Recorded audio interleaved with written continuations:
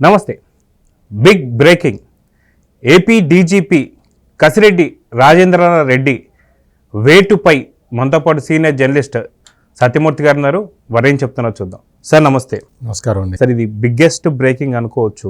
ఎందుకంటే ఏపీలో జరుగుతున్నటువంటి ఒక అరాచకాలు ఎప్పటి నుంచో కొనసాగుతున్నా సరే ఇప్పటిదాకా వేటు కానీ అవి చిన్న ఐపీఎస్ స్థాయి వరకు పడ్డాయి. కానీ ఎప్పటి నుంచో వెయిట్ చేస్తున్నటువంటి స్థితి ఇప్పుడు ఇది జరిగింది. సో దీని గురించి మీరేం చెప్తారు? ఇది చాలా ఆలస్యం జరిగిందండి. ఎందుకు అంటే ఇప్పుడు ఆంధ్రప్రదేశ్లో పోలీసు వ్యవస్థకి అసలు దానికి ఒక విశ్వసనీయత, క్రెడిబిలిటీ అది లేకుండా పోయింది. ఎవరైనా సరే ఏదైనా బాధ కలిగినప్పుడు తమకు అన్యాయం జరిగింది అని భావించినప్పుడు పోలీసుల దగ్గరికి వెళ్తారు. కానీ ఆంధ్రప్రదేశ్లో పోలీస్ స్టేషన్కి వెళ్తేనే అన్యాయం జరుగుతుంది. ఈ తరహా పోలీసింగ్, ఈ తరహా పోలీసు వ్యవస్థ ఈ విధంగా మారటానికి ప్రధానమైన కారణం డీజీపీ. ఈ మాటని ఖచ్చితంగా చెప్పచ్చు. ఎందుకు అంటే పోలీసుల మీద ఆధారపడి ప్రభుత్వాన్ని నడిపే పాలకుడు జగన్మోహన్ రెడ్డి. అటువంటి పాలకుడు ఉన్నప్పుడు పోలీసులు అప్రమత్తంగా ఉండాలి. మమ్మల్ని వాడుకుంటున్నారు రాజకీయానికి అన్న ఒక వివేచన ఉండాలి. మేము రాజకీయం చేయటానికి కాదు ఇక్కడ ఉన్నది అన్న సందేశాన్ని పోలీసులు ఇవ్వాలి. అంతేకాని రాజకీయపరమైన కక్షలు తీర్చుకోవటానికి పోలీసు వ్యవస్థ ఉపయోగపడితే ఎలా? ఇది ప్రధానమైన ప్రశ్న. ఈ ప్రశ్నకి సమాధానం దొరకట్లేదు. ఈ రోజున కొంతవరకు ఉపశమనం దొరికింది, కొంతవరకు. ఇంకా ఎలక్షన్ల దగ్గరికి వచ్చేసినాయి.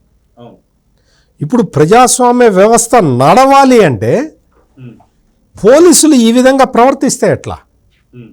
మనం చూసాం, పొద్దున అనంతపురంలో 2 డిఎస్పీలని తీసేశారు. ఎందుకు తీసేశారో తెలుసా? వాళ్ళు అన్యాయంగా తెలుగుదేశం వాళ్ళ మీద కేసులు పెట్టారని ప్రూవ్ చేశారు కాబట్టి తెలుగుదేశం వాళ్ళని ఆపేస్తున్నారు. వైసీపీ వాళ్ళు చెబితే కేసులు పెడుతున్నారు. దాన్ని ప్రూవ్ చేయటానికి అన్నిటికీ చాలా సందర్భాలలో ఆధారాలు దొరకవు. ఇట్లా ఆధారాలు సేకరించి వాళ్ళ మీద కంప్లైంట్ చేసి వాళ్ళని మొత్తం అసలు ఈ వ్యవస్థ నుంచి బయటికి పంపించాలి అంటే ప్రజాస్వామ్యవాదులకి తల ప్రాణం తోక్కొస్తున్నది. అటువంటి ఆంధ్రప్రదేశ్ పోలీసుల మీద మొత్తం అజమాయిషి ఉన్న డీజీపీ ఈ వ్యవస్థ మొత్తాన్ని కూడా జగన్మోహన్ రెడ్డికి తాకట్టు పెట్టినట్టుగా వ్యవహరించాడు. ఎందుకు వ్యవహరించాడు అంటే ఒక 12 మంది తనకన్నా సీనియర్లని కాదని ఈయన్ని తీసుకొచ్చి డీజీపీగా పెట్టాడు. నేను మొదటి నుంచి మీరు డిబేట్లోనే ఇంతకు ముందర కూడా 2-3 సార్లు చెప్పాను నేను. ముఖ్యమంత్రి కడప జిల్లా పులివెందుల, డీజీపీ కడప జిల్లా పులివెందుల, చీఫ్ సెక్రటరీ కడప జిల్లా పులివెందుల. ఎట్లా ఉంచుతారు? ఎట్లా ఎలక్షన్ ఫెయిర్గా ఎట్లా జరుగుతుంది? ఒకే కులం వాళ్ళు, ఒకే జిల్లా వాళ్ళు, ఒకే ఏరియా వాళ్ళని ఎట్లా పెడతావు నువ్వు? ఇది నేను మొదటి నుంచి వేస్తున్న ప్రశ్న. అసలు వాళ్ళని అలౌ చేయడమే తప్పు. అలౌ చేసిన తర్వాత కూడా ఇన్ని రోజుల పాటు ఎన్ని కంప్లైంట్లు వెళ్ళినాయో తెలుసా అండి? భారతీయ జనతా పార్టీ, జనసేన, తెలుగుదేశం పార్టీ ఈ మొత్తం ఇప్పటికి దాదాపు 20-22 కంప్లైంట్లు ఇచ్చారు. ఆంధ్రప్రదేశ్ పోలీసుల వ్యవస్థని కాపాడండి, ఆంధ్రప్రదేశ్ పోలీసు వ్యవస్థని కాపాడటం ద్వారా ప్రజాస్వామ్యాన్ని కాపాడండి అని చెప్పి కంప్లైంట్లో చెప్పి అంటే ఎంత ఆవేదన ఉంటుందో చూడండి మనుషులకి. ఇప్పుడు ప్రజాస్వామ్యాన్ని బతికించుకోవాలి. నీకు రేపొద్దున ప్రజలు ఎవరికి ఓటేస్తారు అనేది మనకు సంబంధించింది కాదు. ప్రజలు ఓటేస్తారు. మీకు నాకు ఏముంటుంది? ఒక్క ఓటే ఉంటుంది. మీకైనా నాకైనా డీజీపీ రాజేంద్రనాథ్ రెడ్డికైనా పిఎం మోడీకైనా ఒకటే vote.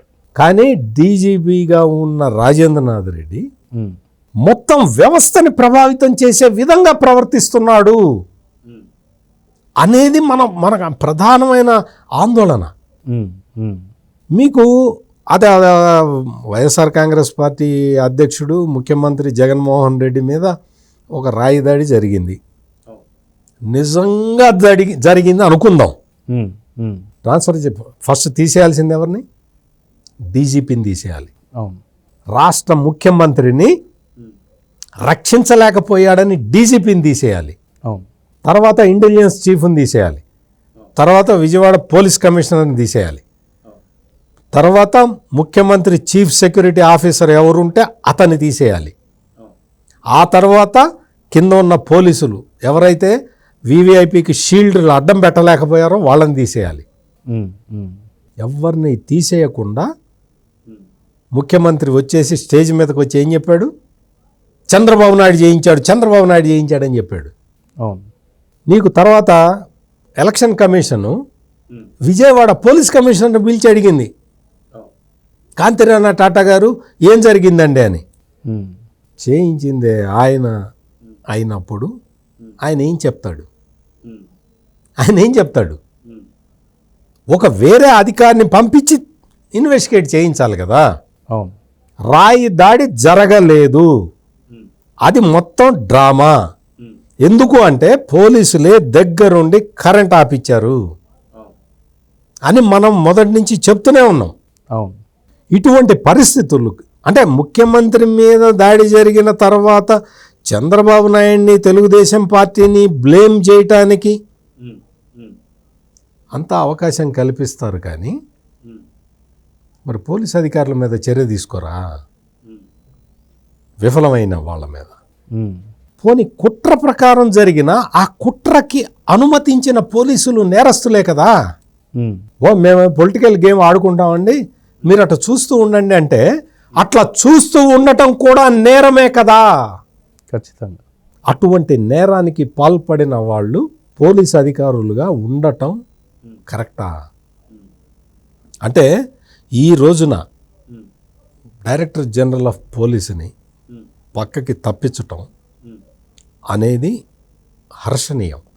It is a welcoming decision. కేంద్ర ఎన్నికల సంఘం ఇప్పటికైనా జరగాల్సిన డ్యామేజ్ అంతా జరిగిపోయిన తర్వాత అయినా సరే డీజీపీని ఆ పదవి నుంచి తీసి పక్కన పెట్టింది అంటే కొంతవరకు మనం సంతోషించాల్సిన అవసరం ఉంది. పోలీసు బలగాల్ని ఎక్కడికక్కడ మోహరించి మనం చూస్తున్నాం కదా. వైసీపీ రౌడీలు ఎట్లా తెగబడుతున్నారో చూసాం. తెలుగుదేశం వాళ్ళ తలకాయలు పగలగొడుతున్నారు. పట్టించుకునే నాథుడు లేడు. పైగా పోలీసులు తిరిగి వీళ్ళ మీదే కేసులు పెడుతున్నారు. మొత్తం ప్రభుత్వ కార్యాలయాల్లో వీళ్ళిచ్చే కుక్కర్లు వాచ్లు దాచిపెట్టారు. డంపులు పెట్టారు. మందు డంపులు పెట్టారు. మందు డంపులు ఎక్కడున్నాయో పోలీసులకి ఆ మాత్రం తెలీదా? తెలుసుకోలేరా? కావాలని ఎలవ్ చేస్తున్నారు. వైసీపీ పెట్టే మద్యం డంపుల్ని పోలీసులు వదిలేస్తున్నారు. ఈ తరహా పోలీసింగ్ ప్రజాస్వామ్యానికి ఎంత నష్టం చేకూరుస్తుంది. ఈ రోజున కొంతలో కొంత ఉపశమనం కలిగింది ప్రజాస్వామ్యానికి. అయితే ఇక్కడ కూటమికి సంబంధించి ప్రచారం భాగంగా అమిత్ షా వచ్చిన రోజే ఇది జరిగింది అంటే ఆట మొదలయ్యింది అనుకోవచ్చా? కూటమి ఆట. అమిత్ షాకి దీనికి సంబంధం ఉండదండి. కేంద్ర ఎన్నికల సంఘం సపరేట్గా ఉంటుంది. దాని మీదేమి కేంద్ర ప్రభుత్వం అజమాయిషీలో ఉండదు. కేంద్ర ఎన్నికల సంఘం కేంద్రంలో ఉన్న అధికారంలో ఉన్న పార్టీకి అనుకూలంగా ఉండదు. అది ఒక స్వతంత్ర ప్రతిపత్తి గల సంస్థ. మనం ఏదైనా సరే కేంద్ర ఎన్నికల సంఘాన్ని కన్విన్స్ చేయాలి తప్ప మనం వేరే విధంగా మనం చేయలేం. ఇప్పుడు అమిత్ షా మీద కూడా కేసులు పెట్టారు కదా. అందువల్ల నేననే పాయింట్ ఏంటంటే ఆంధ్రప్రదేశ్లో ఈ జరుగుతున్న పరిణామాలన్నిటికీ పోలీస్ వ్యవస్థలో, ముఖ్యంగా పోలీస్ వ్యవస్థలో జరుగుతున్న పరిణామాలన్నిటికీ బాధ్యుడు డీజీపీ. 70,000 మంది తెలుగుదేశం పార్టీ కార్యకర్తల మీద కేసులు పెట్టిన రాష్ట్రం ఆంధ్రప్రదేశ్. 70,000 మంది. అసలు ఒక చిన్న పిల్లాడి మీద అటెంప్ట్ టు మర్డర్ కేసు పెట్టిన రాష్ట్రం ఆంధ్రప్రదేశ్. వేముల సతీష్ ముఖ్యమంత్రి మీద గులకరాయి వేశాడని చిన్న పిల్లాడు, అతని మీద అటెంప్ట్ టు మర్డర్ కేసు 307 పెట్టిన రాష్ట్రం ఆంధ్రప్రదేశ్. ఒక పిల్లవాడు, అమర్నాథ్ గౌడ్ అనే పిల్లవాడు తన అక్కకి రక్షణగా ఉంటే అతన్ని నిలువున కాల్చేసిన రాష్ట్రం ఆంధ్రప్రదేశ్. ఎవరన్నా అరెస్ట్ చేశారండి? చంద్రబాబు నాయుడు మీద రాళ్ల దాడి జరిగితే తెలుగుదేశం వాళ్ళ మీద 100 మందికి పైగా కేసులు పెట్టారు. చంద్రబాబు నాయుడు మీద అటెంప్ట్ టు మర్డర్ కేసులు పెట్టిన రాష్ట్రం ఆంధ్రప్రదేశ్. చంద్రబాబు నాయుడు మీద అటెంప్ట్ టు మర్డర్ కేసు, ఆయన మీద రాళ్ళేసి, మాచర్లలో తెలుగుదేశం వాళ్ళ ఇళ్ళు తగలబెట్టి, తెలుగుదేశం వాళ్ళని కొట్టి, తెలుగుదేశం వాళ్ళ మీదే మర్డర్ కేసులు పెట్టిన, అటెంప్ట్ టు మర్డర్ కేసులు పెట్టిన రాష్ట్రం ఆంధ్రప్రదేశ్. మీకు ఎస్సీ ఎస్టీల మీద ఎస్సీ అట్రాసిటీస్ చట్టం పెట్టిన రాష్ట్రం ఆంధ్రప్రదేశ్. జై వైసీపీ అనకపోతే గొంతు కోస్తా అని నడి రోడ్లో గొంతు కోసింది మార్చల్లో, అది ఆంధ్రప్రదేశ్. అంటే వీటి మీద తెలుగుదేశం ఆఫీస్ మీద, మెయిన్ ప్రధాన కార్యాలయం మీద అటాక్ జరిగితే కేసులు పెట్టారండి. ఎవరి మీదన్నా పదవులు ఇచ్చారు. ఇంకొకటి, హైకోర్టు జడ్జీలని అసలు బూతులు తిట్టారు, మామూలుగా కాదు. అందరు వైసీపీ వాళ్ళే. వాళ్ళకి ఏమన్నా కేసు పెట్టి పోలీసులు అరెస్ట్ చేశారంటే దొరకలేదండి, మేము వెతుకుతున్నాం అని చెప్తున్నారు. దళిత జడ్జ్ రామకృష్ణ గారి మీద 4వ అటాక్. ఆయన పొంగనూరు చెందిన మంత్రి, పొంగనూరు ఎమ్మెల్యే మంత్రి పెద్దిరెడ్డి రామచంద్రారెడ్డి, ఆయన మీద, రామకృష్ణ మీద అటాక్ చేస్తూనే ఉన్నాడు. పట్టించుకునే నాదుడు లేడు. ఇలా ఒక్కడు కాదు, 2 కాదు. ఇదా పోలీసు వ్యవస్థ? ఇట్లానా పోలీసు వ్యవస్థ పనిచేయాల్సింది?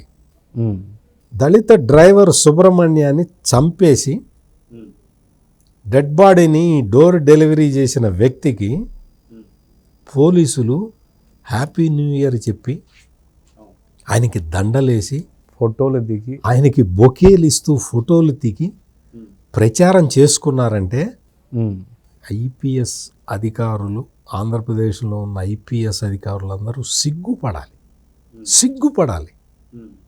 అటువంటి ఐపీఎస్లకి బాస్ అయిన డీజీపీకి ఇప్పటికైనా తీసి పక్కన పెట్టారు. అది సంతోషం, కొంతలో కొంత సంతోషం కలిగించే విషయం. ఇది కనీసం ఆంధ్రప్రదేశ్లో ఇప్పటికైనా అంటే ప్రజలకి కొంత నమ్మకం కలగటానికి అవకాశం అయితే ఉంది. సో ఇప్పటి నుంచి ప్రశాంత ఎన్నికలు జరుగుతాయని చెప్పి కొంతలోన కొంత భావించవచ్చు అంటారా? కొంతవరకు అనుకోవచ్చు. ఎందుకు అంటే మొత్తం పైనుంచి కింద దాకా అందరు రెడ్లే కదండి, రెడ్ ఆఫీసర్లే కదండి.